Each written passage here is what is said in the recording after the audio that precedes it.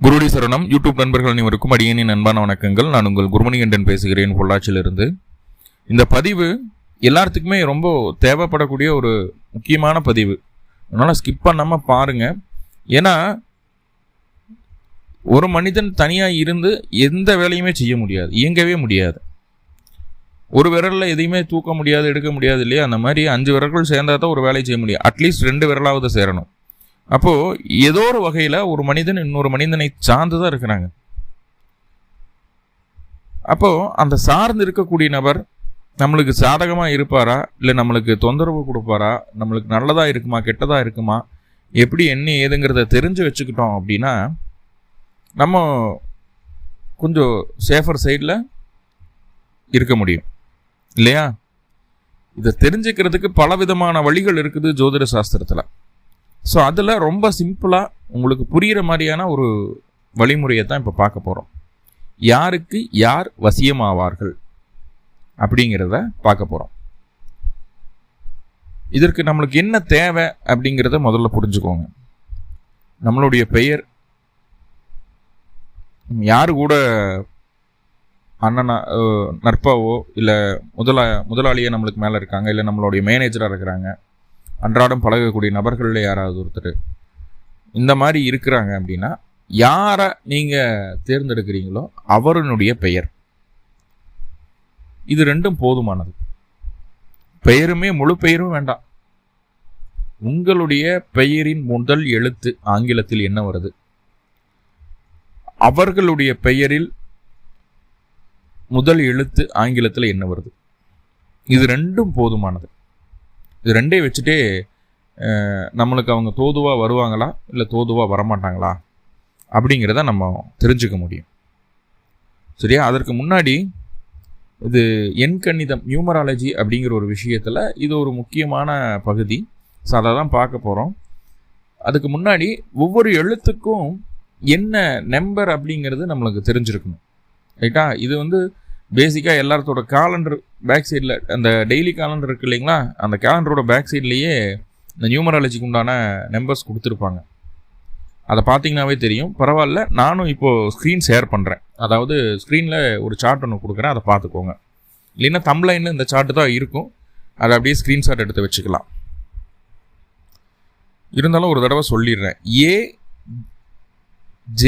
AJIYQ இந்த 5 எழுத்துக்களுக்கும் மதிப்பு 1, number 1. BKR இதுக்கு 2, நம்பர் 2. CGLS இதற்கு நம்பர் 3. DMT இதுக்கு நம்பர் 4. EHNX இதுக்கு number 5. UVW number 6. OZ number 7. FP number 8.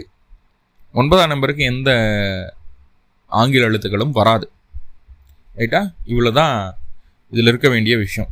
இது நம்மளுக்கு தெரிஞ்சிருக்கணும். இது எதுக்கு தெரிஞ்சிருக்கணும்னா, உங்களுடைய பெயர்களுடைய ஆங்கிலத்தின் முதல் எழுத்து, அதே போல் யாருக்காக பார்க்குறீங்களோ அவங்களுடைய பெயரோட ஆங்கிலத்தின் முதல் எழுத்து என்னங்கிறது தெரியணும். இப்போ எடுத்துக்காட்டுக்கா ஏ அப்படிங்கிறது ஒரு நபரினுடைய துவக்க எழுத்து. அன்பழகன் ஒரு பேர்.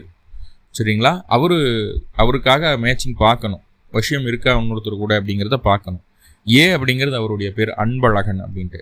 அப்போது ஏக்கு உண்டான மதிப்பு என்ன? 1. அதை எழுதி வச்சுக்கிறோம். ரெண்டாவது, யாருக்காக பார்க்குறாங்களோ அவங்களுடைய பேர் என்னன்னு தெரியணும். அவருடைய பேர் யுவராஜன் அப்படின்னு பேர். அன்பழகன் அப்படிங்கிறது 1, யுவராஜன் அப்படிங்கிறது நம்பர் 6. நம்பர் 6 UVW அப்படிங்கிறது நம்பர் 6ல் வரும். அப்போ யுவராஜன்னா U ஃபர்ஸ்ட் லெட்டரு. அப்போ யூக்கு மதிப்பு 6. அப்போ அன்பழகனுக்கு 1, ஏக்கு 1, யூக்கு 6. அப்போ 6 + 1 என்ன வரும்? 7 வரும். அந்த 7க்கு நான் ஒரு பலன் சொல்லுவேன், பின்னாடி சொல்கிறேன் நான் இந்த பதிவிலேயே. அந்த 7க்கு என்ன பலன் வருதோ அது இவர்களுக்கு உண்டான அணுகுமுறை, புரிதல், நடத்தை எல்லாத்துலேயும் இதில் வந்துடும். செட் ஆவாரா மாட்டாரான்னு தெரிஞ்சு போயிடும். ரைட்டா? இப்போ ஒரு கேள்வி வந்துடும். என்னன்னா, நடராஜன் அப்படிங்கிற பேர் ஒருத்தருக்கு. நடராஜன் அப்படிங்கிற பேர். என் அப்படிங்கிற எழுத்துக்கு 5ஆம் நம்பர் வரும். 5 மதிப்பு அதுக்கு. என் அப்படிங்கிறதுக்கு 5. நடராஜனுங்கிறதுக்கு முதல் பெயர் எண்ணு, 5 மதிப்பு. அது எண்ணுக்கு 5ன்னு எழுதிக்கிங்க. 2வதா பரமசிவம் அப்படிங்கிறது இன்னொருத்தருடைய பேர். அந்த நடராஜனுக்கும் பரமசிவருக்கும் பார்க்குறோம். அப்போது பரமசிவம் அப்படின்னா FP, அதுக்கு வந்து 8. FPனா அந்த 2 எழுத்துக்களுக்கும் 8 மதிப்பு. இப்போ பரமசிவம்னா P, அப்போ Pக்கு 8. அப்போ எண்ணுக்கு 5, Pக்கு 8. 8 5 13.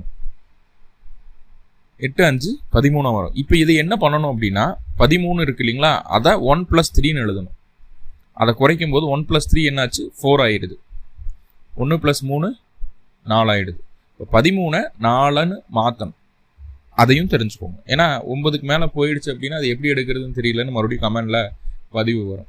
10ன்னு வந்ததுன்னா 1+0 1 தான் மதிப்புது. 11ன்னு வந்ததுன்னா 2, 12ன்னு வந்ததுன்னா 3, 13ன்னு வந்ததுன்னா 4, 14ன்னு வந்ததுன்னா 5. இப்படியே 1+4 1+5 1+6 இப்படி கூட்டி கூட்டி எழுதிக்கணும். அவ்வளோதான். 9க்கு மேலே போகக்கூடாது. ஏன்னா 9 வரைக்கும் தான் நம்மளுக்கு மதிப்பு கொடுத்துருக்காங்க இல்லையா. ஸோ அப்போ இப்படி ப்ளஸ் பண்ணிக்கணும். இப்படி உங்களுடைய முதல் பெயர் என்ன, முதல் எழுத்து, பெயரினுடைய முதல் எழுத்து என்ன, யாரோட மேட்ச் பண்ணி பார்க்குறீங்களோ அவங்களோட முதல் எழுத்து என்ன அப்படிங்கிறது தெரிஞ்சுட்டு 2ஐயும் ப்ளஸ் பண்ணி வச்சுக்கிறணும். ப்ளஸ் பண்ணி ஃபைனலாக சுருக்கி ஒரு நம்பர் வரும் இல்லையா, அந்த நம்பர் எடுத்து வச்சுக்கிறணும். அந்த நம்பருக்கு இப்போ ஒவ்வொன்றுக்கா நான் பலன் சொல்கிறேன் பாருங்கள். இப்படி கூட்டி வரும்போது வரக்கூடிய எண் 1 அப்படின்னு வந்திருந்ததுன்னு வைங்களேன், இவங்களுக்குள்ள நல்ல நட்பு, நல்ல அந்யோன்யம் இருக்கும், இதில் மாற்றம் இல்லை. ஆனால் 2 பேர்த்துக்கு இடையிலையும் வந்து கௌரவ பிரச்சனை அப்படிங்கிறது வந்துடுங்க. கௌரவ பிரச்சனை வந்துடும். வரட்ட கௌரவம் பார்ப்பாங்க. நான் பெருசா நீ பெருசா அப்படிங்கிறது அவங்களுக்குள்ள போட்டியாக இருக்கும். இங்கே விட்டு கொடுத்து போனோம் அப்படின்னா அந்த நட்பு நல்லபடியாகவே நீடிக்கும். அதில் எந்த குழப்பமும் எந்த தடுமாற்றமும் வராது. அடுத்ததா நம்பர் 2. இங்கே உணர்ச்சி, பாசம், அன்பு, காதல், கருணை இப்படின்னு எல்லாமே இருக்கும். ஒரு நபர் மீது இன்னொரு நபருக்கு இந்த விஷயங்கள் எல்லாமே இருக்கும். ஆனால் அதை வெளிப்படுத்துறதுக்கு உண்டான வாய்ப்புகளே கிடைக்காதுங்க. வெளிப்படுத்துறதுக்கு உண்டான வாய்ப்புகள் கிடைக்காது. நிறைய சூழல்களில் பிரிந்திருக்க வேண்டிய சூழல் இருக்கும். நேருக்கு நேர் முகம் பார்த்து ஒன்றா வாழ்வதற்குண்டான ஒரு வாய்ப்புகளை இது கொடுக்கறதில்ல. அவர்கள் மூலமாக சின்ன ஏமாற்றத்தை, அவமானத்தை கொடுத்துருது. ரைட்டா?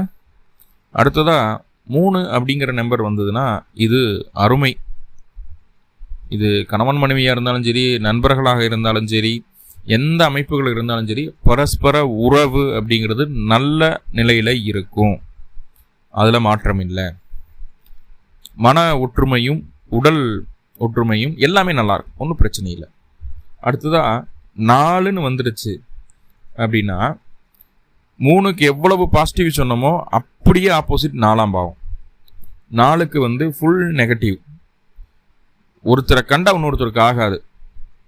சந்தர்ப்ப சூழ்நிலைகளுக்காக முகம் காட்டி பேசிகிட்டு இருப்பாங்க, பழகுவாங்க, எல்லாமே இருக்கும். அந்த சூழ்நிலை மாறினதுக்கப்புறம் அவங்களுடைய சுயரூபம் தெரியும். எனக்கெல்லாம் அப்படி தான் சார் இருக்குது, ஆனால் நீங்கள் சொல்கிற மாதிரி ஒன்றுமே இல்லையேன்னெல்லாம் சொல்லுவீங்க கண்டிப்பாக கமெண்டில். ஆனால் கண்டிப்பாக இது வந்து நெட் ரிசல்ட் மாறுறதுக்கு வாய்ப்புகள் குறைவு. 5ஆம் நம்பர் வந்துடுச்சு அப்படின்னா நல்ல நட்பு, எதையும் அனுசரித்து போகக்கூடிய குணம், விட்டு கொடுத்து போகக்கூடிய குணம், சலிப்புத்தன்மை, நகைச்சுவையாக ஒரு சந்தோஷமாக டைமை ஸ்பெண்ட் பண்ணுறதுக்கு உண்டான ஒரு வாய்ப்பு, இது எல்லாமே 5ஆம் நம்பர் கொடுத்துரும். இது ஆணும் பெண்ணுமா இருந்ததுன்னா காதல் உருவாகிறதுக்கும் வாய்ப்புகளை இது கொடுக்குது. நம்பர் 6 இதுவும் ஆகாது. நம்பர் 4க்கு என்ன சொன்னோமோ அதே போல் நம்பர் 6க்கும் இதில் எந்த மாற்றமும் வராது. அடுத்ததான் நம்பர் 7. இதுவும் நல்ல உறவு நிலையை குறிக்கிறது. அப்படியே நல்ல பாண்டிங்கான ஒரு ஃப்ரெண்ட்ஷிப், நல்ல ஒரு அண்டர்ஸ்டாண்டிங், தெளிவான புரிதல், சலனமில்லாத பழக்கம், அப்பழுக்கற்ற அன்பு, இதெல்லாமே இந்த 7 அப்படின்னு வந்ததுன்னா வந்துடுங்க. 7 அப்படிங்கிறது வந்துடும். இது ஆண் பெண்ணாக இருந்ததுன்னா காதலாகி அது திருமணத்தில் முடிகிறதுக்கும் வாய்ப்புகளை கொடுக்குறது. கணவன் மனைவியாக இருந்தாலும் ஒருத்தருக்குள்ள ஒருத்தர் விட்டு கொடுக்காம தான் இருப்பாங்க. நல்ல ஒரு அண்டர்ஸ்டாண்டிங் இருக்கும். நல்ல அண்டர்ஸ்டாண்டிங் கப்பல் அப்படின்னு சொல்கிறோம் இல்லையா, அது வந்துடும். நம்பர் 8 இருந்ததுன்னா 4க்கு 6க்கு என்ன சொன்னமோ அதே போல தான் 8க்கும். இது ஆகாது, உறவுக்கு ஆகாது. அடுத்ததா நம்பர் 9, இது 7க்கு என்ன சொன்னமோ அதே தான் 9க்கும். அதாவது நல்ல நட்பு, நல்ல ஒரு அண்டர்ஸ்டாண்டிங், உடல் மனசு நல்ல ஒற்றுமையாக இருக்கும். இவங்களுக்கும் லவ் மேரேஜெலாம் ஆகிறதுக்கு வாய்ப்பு இருக்குது. இங்கே என்னென்னா அதீத கோபம், உரிமை இருக்குதுனால அதீத கோபம் இங்கே வெளிப்படுங்க. அந்த ஒரு மைனஸ் இங்கே இருக்குது. பெருசாக கோபம் இருந்தாலும் விட்டு கொடுக்கவே மாட்டாங்க. அடி விழுந்தாலும் ரூமை சாத்திட்டு ரூமுக்குள்ளே தான் விழுகும், ஊமை குத்தாக தான் விழுகும். வெளியில் வந்து பார்க்கும்போது நம்ம ஒன்றுமே நடக்காத மாதிரி காட்டிக்கிட்ட வேண்டியதாக ஒரு சூழ்நிலையில் தான் இருக்கும். ஸோ இதுவும் ஒரு நல்ல அமைப்பு தான். சண்டை சச்சரவு வந்தாலும் அவங்க 2 பேர்த்துக்குள்ளே போயிடும், வெளியில் வரவே வராது. ஸோ இதுதான் இந்த எண் கணிதத்தில் ரொம்ப முக்கியமாக யாருக்கு யார் வசியம் அப்படிங்கிற ஒரு விஷயத்தை சொல்லக்கூடிய ஒரு அமைப்பு. இதை வந்து கணவன் மனைவி உறவுக்கு பயன்படுத்தலாமா சார் அப்படின்னு கேட்டால், கணவன் மனைவி ஒற்றுமையை பார்க்கறதுக்கு ஜாதகம் இருக்குது, பொருத்தம் இருக்குது, எல்லாமே இருக்குது, சரிங்களா? அதுவும் கூட இந்த விஷயமும் இருந்ததுன்னா கூடுதல் பலம். இது மட்டுமே நம்பிட்டு பொருத்தம் இல்லாமல் போகும்போது அது சில பிரச்சனைகளை கொடுக்கத்தான் செய்யுது, ஜாதக ரீதியான பிரச்சனைகளை கொடுக்கத்தான் செய்யுது. என்ன இந்த அமைப்பு இருந்ததுன்னா அதை கொஞ்சம் சமாளிக்கலாம், அவ்வளோதான். கொஞ்சமாக சமாளிக்கலாம் தான். ஜாதகத்தில் என்ன இருக்கோ அதுதான். ஆனால் அதை சமாளிக்கிறதுக்கு உண்டான சூழல் இந்த பெயர் எண்கணிதம் உங்களுக்கு கொடுக்குது அப்படிங்கிறத சொல்லலாம். எங்கெங்கெல்லாம் பயன்படுத்தலாம்? ஒரு கடை பேர் வைக்கிறது, ஒரு நண்பர்கிட்ட பேசுறது பழகிறது, ஒரு கூட்டாளியை எப்படி சேர்த்துக்கிறது, கூட்டாளியை எடுக்கலாமா வேணாமா அப்படின்னு நினைக்கிறது, இந்த மாதிரி எல்லா இடத்துலையும் நம்ம கூட இணைஞ்சு பயணிக்கக்கூடிய நபர்களை தேர்ந்தெடுத்துக்க இருக்கிறதுக்கு ஒரு அற்புதமான ஒரு சிம்பிளான ஒரு அமைப்பு இது. ரொம்ப முக்கியமான பதிவு. நீங்கள் எல்லாருமே தெரிஞ்சு வச்சுக்கணும் இதெல்லாம். ஸோ நீங்களும் தெரிஞ்சுக்கோங்க. உங்களை சுற்றி இருக்கக்கூடிய நபர்களுக்கும் நண்பர்களுக்கும் இதை ஷேர் பண்ணுங்க, அதை அவங்களும் தெரிஞ்சுக்கட்டும். உலக மக்கள் அனைவருக்கும் எல்லா விதத்திலையும் நன்மைகள் நடக்கணும்னு சொல்லி எல்லாம் வல்ல பரம்பொருளை பிரார்த்தனை பண்ணிட்டு இந்த பதிவை முடிச்சுக்கிறேன். நன்றி நண்பர்களே, நன்றி. வாழ்வளமுடன். திருச்சிற்றம்பலம்.